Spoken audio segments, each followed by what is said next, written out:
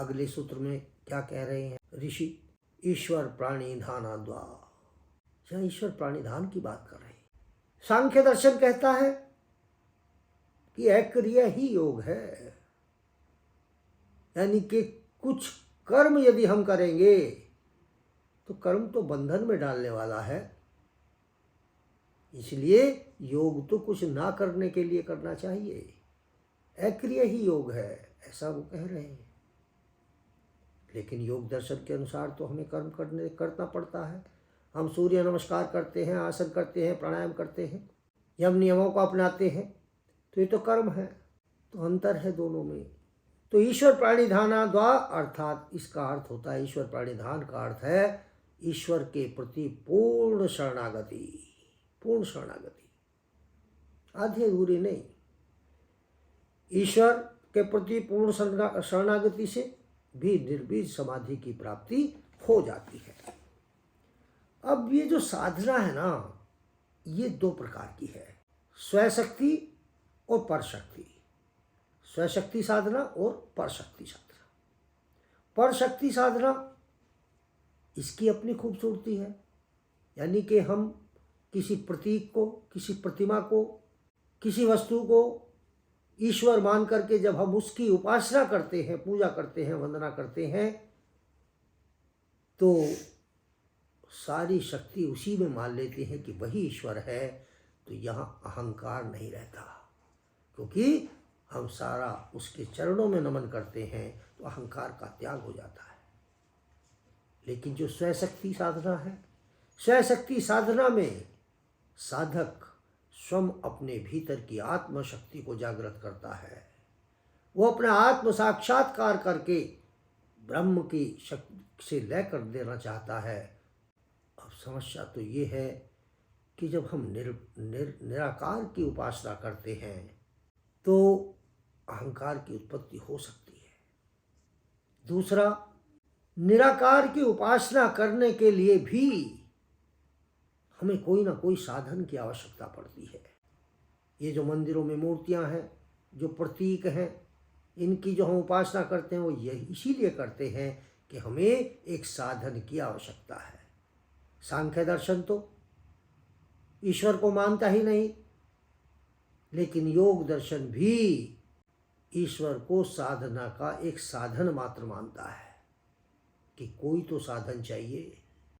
ईश्वर प्राणिधान पूर्ण समर्पित कि समस्त सब कुछ उसी का है, जो भी करेगा वही करेगा, उसके प्रति पूर्ण समर्पण का भाव ईश्वर प्राणिधान। जब साधक यम नियम अपना लेता है, आसनों के द्वारा शरीर को दृढ़ कर लेता है, प्राणायाम के द्वारा शरीर को हल्का कर लेता है, प्राणायाम सिद्ध कर लेता है, आत्मा के ऊपर जो अविद्या के पर्दे पड़े हुए हैं उनको छीण कर देता है, सारी वृत्तियों का, पंच क्लेशों का त्याग कर देता है, तो उसे समाधि की प्राप्ति होती है।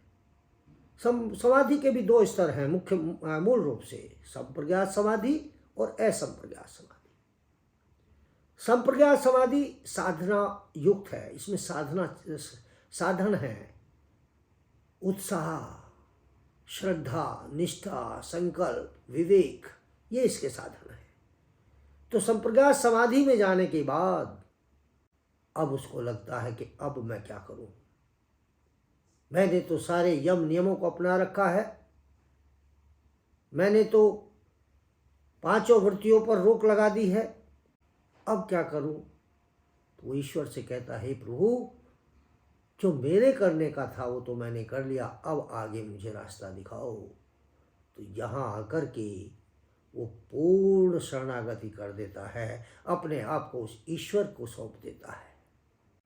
आगे का रास्ता ईश्वर दिखाता है दिव्य आत्माओं के माध्यम से।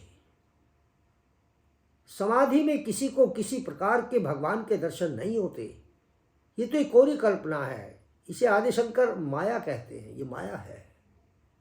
हाँ, ये जरूर है कि जिस साधन का हम प्रयोग करते हैं, हम कृष्ण का प्रयोग करें, हम शिव का प्रयोग करें, तो कई लोगों को भ्रमवश ऐसी आकृति का भ्रम हो जाता है।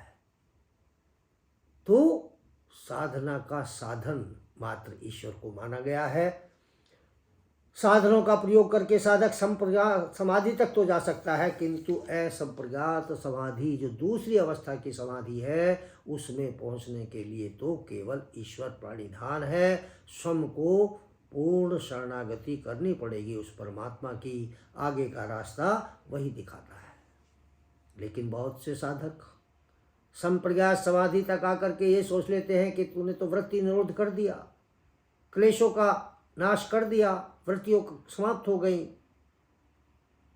तेरा काम पूर्ण हो गया, और वो साधना को छोड़ देते हैं।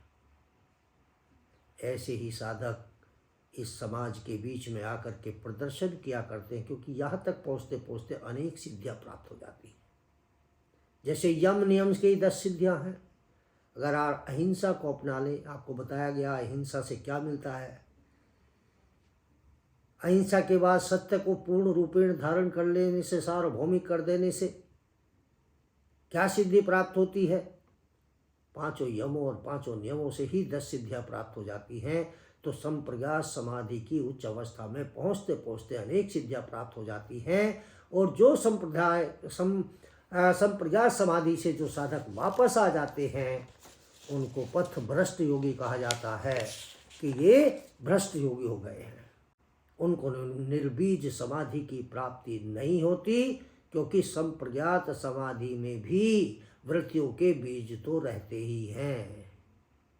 पूर्ण रूप से उन्हें वो निर्बीज नहीं हुए हैं। परिवेश प्राप्त होने पर, साधक का वापस दुनिया में आ जाने पर वो बीज कभी भी अंकुरित हो सकते हैं। निर्बीज समाधि की प्राप्ति नहीं होती है। इसलिए पतंजलि ने अद्वैत की बात कही। अद्वैत यानी कि संप्रज्ञात समाधि के बाद जब असंप्रज्ञात समाधि में जाते हैं तो योगी अपने आप को, स्वयं को भी भूलना पड़ता है और केवल रह जाता है तो परम पिता परमेश्वर रह जाता है, जिसके प्रति उसने पूर्ण शरणागति कर दी है। यही अद्वैत है। और बिना अद्वैत को प्राप्त किए हम असंप्रज्ञात या निर्बीज समाधि को प्राप्त नहीं कर सकते। तो ये हो गया आपका ईश्वर प्रणिधानत्व। ठीक है, समझ आया? चलिए, उत्तम। गुरुजी, एक प्रश्न पूछना है। जी। जैसे अभी आपने बताया था कि समाधि से ईश्वर के दर्शन नहीं होते हैं, तो जैसे मैंने अभी पढ़ा था विवेकानंद जी के बारे में कि उनके जो गुरु थे रामकृष्ण परमहंस, वो काली माँ के भक्त थे और उन्हें उनके दर्शन हुए थे। वो क्या था? अभी तो बोला मैंने कि जिस साधन को आप प्रयोग करके साधना करते हैं उसके होने का भ्रम होता है। शंकर को मान करके आप पूजा करेंगे, साधना करेंगे, होता नहीं है। वो ईश्वर तो निराकार है। लेकिन गुरुजी, उसमें मैंने ये भी पढ़ा था कि स्वामी विवेकानंद जी को इस पे विश्वास नहीं था, तो उन्होंने उनको भी माँ के दर्शन कराए थे। देखिए, चित्र के दर्शन मत करो। चित्र के पीछे जो चरित्र है, राम अलग है। राम के पीछे जो नारायण है, जो ईश्वर है, वो अलग है। राम का रामत्व अलग है, शिव का शिवत्व अलग है। जो चित्र हैं उनके, वो तो ईश्वर मनुष्य द्वारा बनाए गए हैं। तो वो साधना के साधन हैं। एकाग्रता भंग ना हो, एकाग्रता को बनाए रखने के लिए किसी साधना की, वो किसी साधन की आवश्यकता पड़ती है। तो ये वही साधन है। मात्र भ्रम हो जाता है।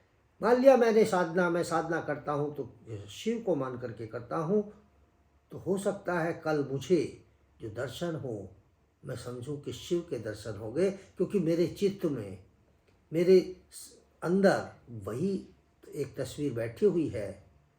तो एक भ्रम उत्पन्न हो जाता है। आदि शंकराचार्य ने इसको माया कहा है, माया।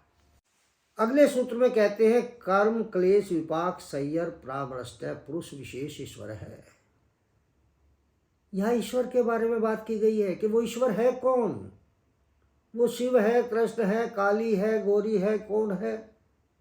वो ईश्वर के बारे में बात बताई गई सूत्र में। कर्म क्लेश विपाक सय्यर प्रामरष्ट पुरुष विशेष ईश्वर है। जो क्लेशों से, कर्म के फलों से और कर्मों से बनने वाले संस्कारों के बंधन से मुक्त है तथा समस्त पुरुषों में उत्तम है, वही तो पुरुषोत्तम है। वही तो पुरुषोत्तम है जिसे कोई क्लेश नहीं होता, जो किसी कर्म को करता ही नहीं है। जब कर्म नहीं करता तो कर्म के फल की आसक्ति भी नहीं है, कर्म के संस्कार भी नहीं बनेंगे। इन सब से वो मुक्त है, वो पुरुषों में उत्तम है, वही पुरुषोत्तम है। अर्थात जो 5 क्लेश हैं, 5 क्लेश आपको भी बताए नहीं गए शायद। 5 क्लेश, अविद्या, अस्मिता, राग, द्वेष, अभिनिवेशा, पंच क्लेशा, ये 5 क्लेश हैं। अविद्या, अस्मिता, राग, द्वेष, अभिनिवेश, ये 5 क्लेश हैं। तो वो इन 5 क्लेशों से भी मुक्त है। 4 प्रकार के कर्म ऋषि कहते हैं, शुक्ल कर्म, कृष्ण कर्म, शुक्ल कृष्ण कर्म, अशुक्ल अकृष्ण कर्म। इन 4 प्रकार के कर्मों से भी वो मुक्त है। कर्म के आगे कहते हैं आशय, आशय शब्द का प्रयोग हुआ, यानी कि कर्म संस्कार। जब कर्म नहीं करता तो संस्कार कैसे बनेंगे? तो कर्म के संस्कारों से भी वो रहित है, वही ईश्वर है जो पुरुषों से उत्तम अर्थात पुरुषोत्तम है। उसका कोई रंग नहीं, रूप नहीं, न वो कर्म करता है, न उसे कोई आसक्ति होती है, न कोई तृष्णा है, न राग द्वेष है, सबसे अलग है, इन सब से परे है। ये तो जीव के गुण हैं, ये तो जीवात्मा के गुण हैं, जीव के भी नहीं, जीवात्मा के गुण हैं। इसीलिए जीवात्मा इनसे कभी भी मुक्त नहीं होता, वो तो कर्म करने के लिए विवश है। जबकि जीव का यानी कि परमात्मा का और आत्मा का इनसे कभी कोई संबंध नहीं रहा है। कर्मों से, क्लेशों से, संस्कारों से कोई संबंध नहीं है। इन विकारों का क्लेश, कर्म, विपाक, आश्चर्य से युक्त को ही जीव कहते हैं। जो कर्म करता है, जिसमें क्लेश होते हैं, जिसमें आसक्ति है, जिसमें तृष्णाएं हैं, वही तो जीव है, उसी को जीव कहते हैं। ये सभी विकार प्रकृति जन्य अविद्या के कारण हैं, प्रकृति के कारण हैं। प्रकृति क्या है? सत्व रज तम, क्योंकि जीवात्मा इनसे बनी हुई है, इसीलिए उसमें ये दोष है। और वो परमात्मा त्रिगुणातीत है, तीनों गुणों से परे है, उसमें ये गुण है ही नहीं।